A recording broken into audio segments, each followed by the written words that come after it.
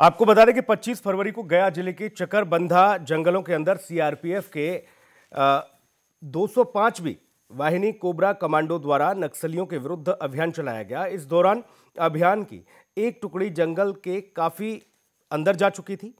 उसका नेतृत्व सहायक कमांडेंट विभोर कुमार ने किया था और इस दौरान बहादुर विभोर ने साथियों के साथ वीरतापूर्वक नक्सलियों का सामना किया। हालांकि नक्सलियों द्वारा आईईडी ब्लास्ट किए जाने से सहायक कमांडेंट विभोर कुमार सिंह के पैर में गंभीर चोटें भी आईं।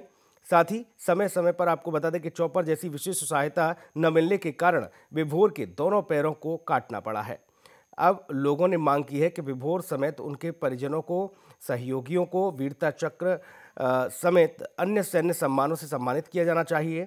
साथ ही क्षेत्र के लोगों का आरोप है कि सैनिक जो भी सीमा पर जंग लड़ते हैं उन्हें मौके पर सुविधाएं क्यों नहीं दी जाती, ये एक बड़ा सवाल खड़ा किया है। ऐसे में आपको बता दें कि नक्सलियों से लोहा लेते समय नक्सलियों से उस दरमियान मुठभेड़ के दरमियान कमांडेंट विभोर कुमार घायल हुए थे। आईईडी ब्लास्ट में उनके अब दोनों पैर काटने पड़े हैं। हो जाएंगे, बट जान बच रही है, यही बहुत बड़ी बात है।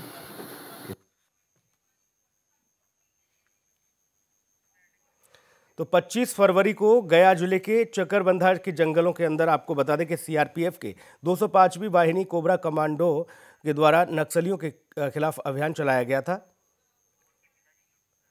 इस दौरान अभियान की एक टुकड़ी जंगल के काफी अंदर जा चुकी थी क्योंकि नक्सलियों को वहां से खदेड़ना था।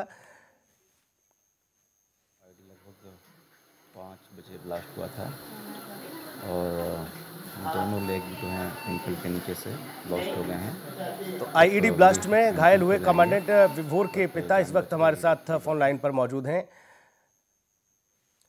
सर, स्वागत है आपका C10 न्यूज़ में।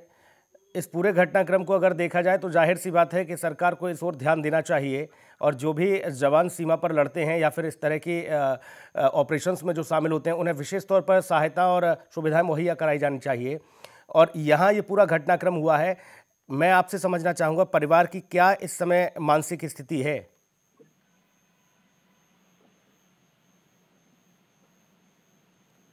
सर, आवाज़ मिल रही है आपको?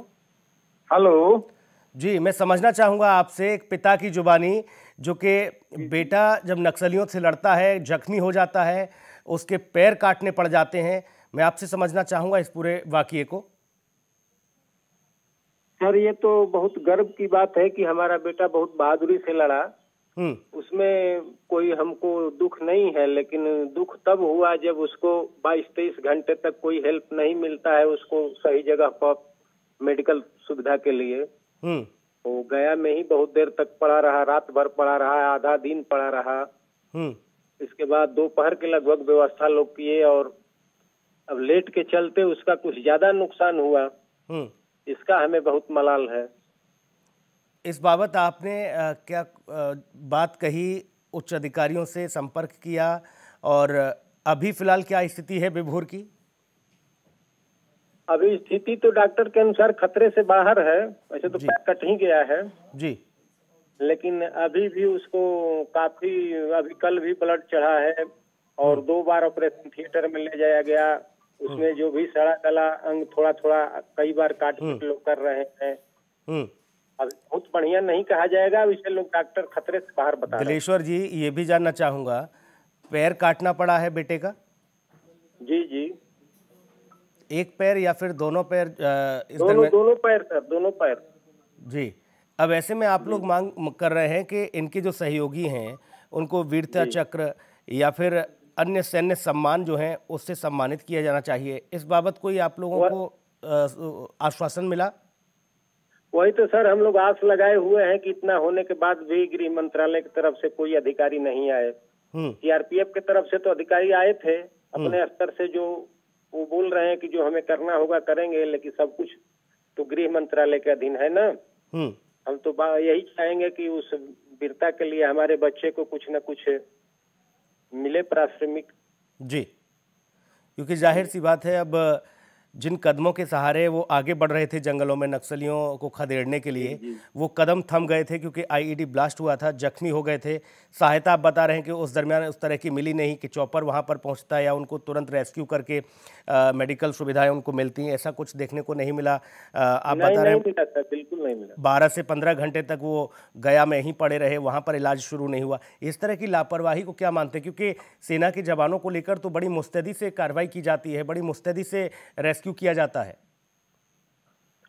सर वहाँ पर लोकल अफसर जो थे ना सीआरपीएफ की तरफ से कमांडेंट साहब जी, और उनके साथ उनकी जो टीम थी वो जितना संभव था वो लोग कर रहे थे, वहाँ से कोई कमी नहीं है। अब ऊपर कहाँ से, अब हम तो ये नहीं बता सकते हैं कि किस अधिकारी की लापरवाही से ऐसा हुआ, लेकिन लापरवाही हुआ है। जी बिल्कुल। एक पिता के नाते गर्व है आपको अपने बेटे पर, और जाहिर सी बात है हर एक माता पिता को गर्व होता है जब उनका वीर बहादुर बेटा जब आतंकियों से या फिर नक्सलियों से लड़ता है और वहाँ वो जख्मी भी हो जाता है, उसकी सलामती की दुआएं की जाती हैं, तमाम सारी चीज़ें हैं। लेकिन इस समय मैं मानसिक स्थिति, मनोबल को समझूंगा आपके, क्योंकि अब आने वाले भविष्य में विभोर के पैर नहीं रहे हैं। अब ऐसे में वो जंग तो नहीं लड़ पाएंगे उस तरह की, लेकिन परिवार के लिए एक बड़ी जंग लड़नी होती है। एक परिवार को संपूर्ण तरीके से चलाना, परिवार को पालना, ये एक बड़ी जिम्मेदारी होती है। उसको लेकर किस तरह की मानसिक स्थिति है फिलहाल, और क्या कुछ घर में किस कष्ट से गुजर रहे हैं परिवार के लोग?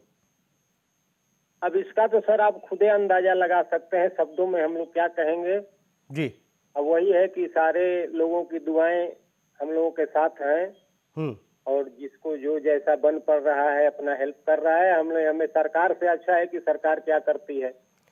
हमारा मकसद इस खबर को दिखाने का भी इतना ही है, क्योंकि C10 न्यूज़ जनता की आवाज़ उठाता है। हम जनता के हर एक मुद्दे को उठाते हैं, हुक्मरानों तक पहुंचाते हैं, उन लोगों तक पहुंचाते हैं जो सिस्टम में बैठे हुए जो बाजीगर हैं, जो सिस्टम में बैठे हाकिम हैं, जो सुनते नहीं हैं, उन तक हम आप लोगों की आवाज़ उठाते हैं। हमारा मकसद ये है कि विभोर के साथ जो भी कुछ घटनाक्रम हुआ, अब उसकी ज़िंदगी कैसे सुदृढ़ हो, वो उसकी ज़िंदगी और जो सम्मान के हकदार विभोर हैं उनको वो सम्मान मिले, उनको सम्मान से जीने के लिए सम्मान राशि मिले, ये हमारा उद्देश्य है। इसीलिए हमने आपको फोन लाइन पर जोड़ा, आपकी पीड़ा को समझा। बहुत शुक्रिया, बहुत धन्यवाद, आप हमारे साथ जुड़े, बहुत धन्यवाद आपका।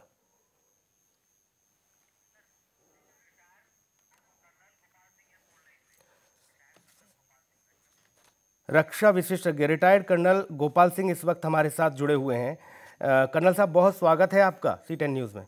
बहुत बहुत शुक्रिया, नमस्कार, जय हिंद। कर्नल साहब जय हिंद। जो ये घटना हुई है उससे जी, ये बहुत दर्दनाक और दुखद घटना है। और ये आप देखिए पहले भी कई बार ऐसी जो नक्सलवादी हैं या दूसरे जो एंटी नेशनल हैं जो देश के खिलाफ कार्रवाई कर रहे हैं, उन्होंने सेना के ऊपर या CRPF के ऊपर और कई बार हमले किए हैं। और जो आज विभोर जी का जिस तरीके से उनका क्षति हुई है उनके यानी मिलिटेंट अटैक से, ये बहुत ही दर्दनाक है, बहुत ही दुखद है। कर्नल साहब इस तरह की चुनौतियों के लिए जवान हमेशा तैयार रहते हैं और वो अपने प्राणों की आहुति तक दे देते हैं, लेकिन वो अपने मकसद के लिए आगे बढ़ते हैं। ऐसे में सवाल यह है कि आखिर सिस्टम इतना उदासीन क्यों हो जाता है, क्यों आखिरकार सिस्टम में इस तरह की लापरवाही हो जाती है? जो विभोर के पिता बता रहे हैं कि 15 से 16 घंटे उनका बेटा पड़ा रहा, लेकिन उस तरह की मेडिकल सुविधा नहीं मिली, उसको चॉपर से रेस्क्यू नहीं किया गया ताकि उसे अच्छी सी सुविधा मिल जाती, उसके पैर सुरक्षित हो जाते। दोनों पैर काटने पड़े हैं, न सम्मान राशि मिली है, न सम्मान मिला है, और वो अभी भी अस्पताल में है। देखिए, मैं तो यही कहूंगा कि सरकार को इसका तुरंत संज्ञान लेना चाहिए था, या फिर कहीं जो कमी हुई है इंफॉर्मेशन देने में या किस तरीके से है, यदि हेलीकॉप्टर से उनको इवैक्यूएट कराते, क्योंकि देखो जान सबसे बड़ी है। यदि चाहे वो सैनिक हो या आप देखिए भारत के अंदर या यूक्रेन के अंदर या कहीं भी जिस प्रकार से अभी चल रहा है, उसमें भारतीय हमारी सरकारों ने नहीं, मेरा सवाल कर्नल साहब इसलिए कर्नल साहब, क्योंकि अगर इस तरह की स्थिति कहीं सामने आती है तो जवानों का मनोबल टूटता है, देखिए उनके परिवारीजनों का मनोबल टूटता है। सही कह रहे हैं कि लेकिन इसमें कहीं ना कहीं जरूर मुझे लगता है कि कोई भी सरकार, चाहे स्टेट की है या सेंट्रल गवर्नमेंट है, वो उदासीन नहीं है सैनिकों के लिए। लेकिन ये जो हुआ है उसमें कहाँ त्रुटि रही है इसके बारे में तो मुझे इतना ज्ञान नहीं है। लेकिन हाँ, इतना जरूर है कि सरकारों को तुरंत संज्ञान लेना चाहिए और उसके ऊपर त्वरित कार्रवाई की जानी चाहिए। ये व्यवस्थाएं, चूंकि ये व्यवस्थाएं,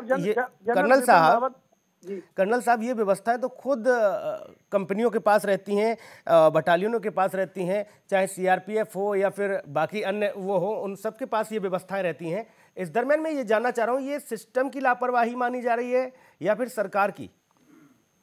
अभी देखिए, मैं वहाँ नहीं हूँ, ना ही मुझे पूरा ज्ञान है कि क्या स्थिति रही होगी, क्यों नहीं उनको समय पर इवैक्यूएट किया गया, क्या बातें होगी, ये मैं इसके ऊपर कोई कमेंट नहीं करना चाहता। लेकिन इतना जरूर है कि हर कंपनी, हर बटालियन या हर सेना, यानी सीआरपीएफ हो, आईटीबीपी हो, सभी, और या सैन्य, हमारी आर्मी, नेवी, एयरफोर्स हो, सबके अंदर अपना इवैक्यूएशन, कैजुअलिटी इवैक्यूएशन का बिल्कुल सिस्टम होता है।